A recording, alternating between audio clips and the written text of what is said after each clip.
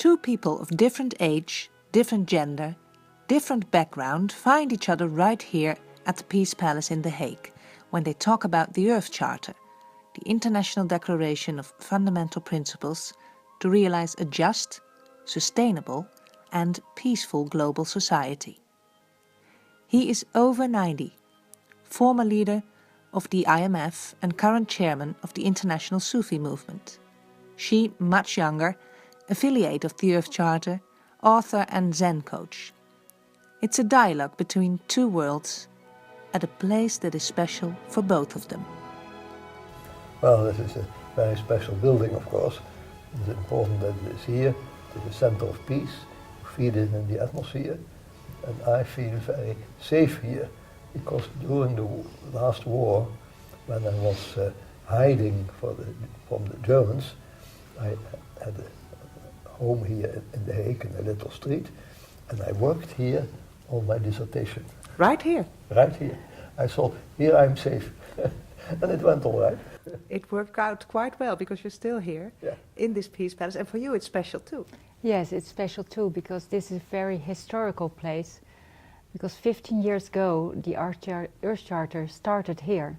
One of the principles is about democracy, non-violence and peace.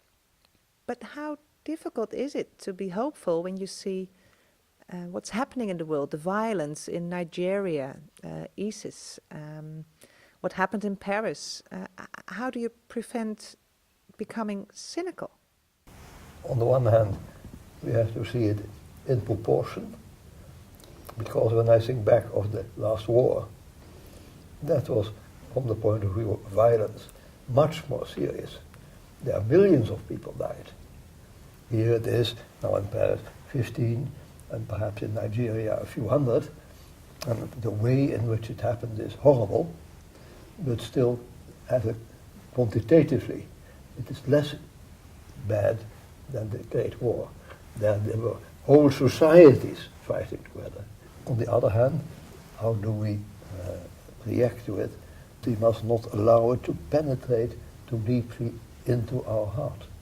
When we always attune our heart to the higher spheres. And that is what Sufism aims, more and more to remain in tune with the one and only being that has created this whole universe. How do you prevent the penetration of all that violence into yourself? By the discipline to go into meditation, to find your true self. In Zen it's about awakening your true self. If your energy is at peace inside, your energy affects also the community. It's peace at mind. And I want to attribute something, to add something to that. It's also peace at heart. And does meditation for both of you is the way it makes it happen? Yeah, meditation is very important. And the Sufi inner school, we have also breathing practices, which are very important, because there the breath is really the essence of your life. So when you breathe, you live. When you die, you don't breathe anymore. That is the life. But if you train your breathing, you learn to master it, to keep it in rhythm, and to purify it, then it can become a channel to the divine world. So it helps you to come to the divine in yourself, in silence, concentration, and let it go there. Does it also help when yourself are victimed, maybe when something violent happened, and it happened to you last year, 2014, your son and his family got killed by an airstrike above the Ukraine, MH17, and they died suddenly, of course. Yeah, that was a terrible blow, but certainly it helps that you can always find that contact with the divine world. And it also was a great consolation for me that I'm convinced that my son and wife and granddaughter continue to live without their bodies, with their mind, with their heart. They live. They are still there. If in a few years I pass away, I can meet them there. And the Sufi message makes that very clear, that life goes on. One of the other principles is respect and care for the community of life. Has to do with this, of course, also. How important is that? Very important, because in Sufism, the divine ideal is the only being, omnipresent and all-pervading. I think that is so very important, because then you understand that what you feel in the depths of your own being, that spirit everywhere, in other people, but also in the whole of nature, in all living beings. It is everywhere. You must create harmony. Is that what you are searching for as well? As Sufi says, there is only one divine being, and that is in all. And Zen formulates it in a different way and says it's about awakening and discovering your true self. If you find your true self, you recognize the true self in the other being. So it's not only limited to human beings, it's all living beings. And that is one of the statements in Zen who said, numerous are the living beings. I vow to all freedom. And how does that reflect in daily life? Every day it's a starting point in my meditation. Meister Eckhart said, find first yourself. And when you found yourself, then forget about you. That's the best. Because it's not about you. Happiness is not about making yourself happy. It's about making the other person or the other being happy. And because we are one, this happiness returns to you. And that's, for me, that is social responsibility. And if we speak about the other principle, the social and economic justice, you're a great man in economics. Do you have an answer for this? It is, to some extent, unavoidable at the present time. In this system of market capitalism, it has led to an enormous increase of the welfare in the whole world, but parts of the world lag behind. But now we are in a stage that part that has lagged behind is beginning to participate in the international trading system.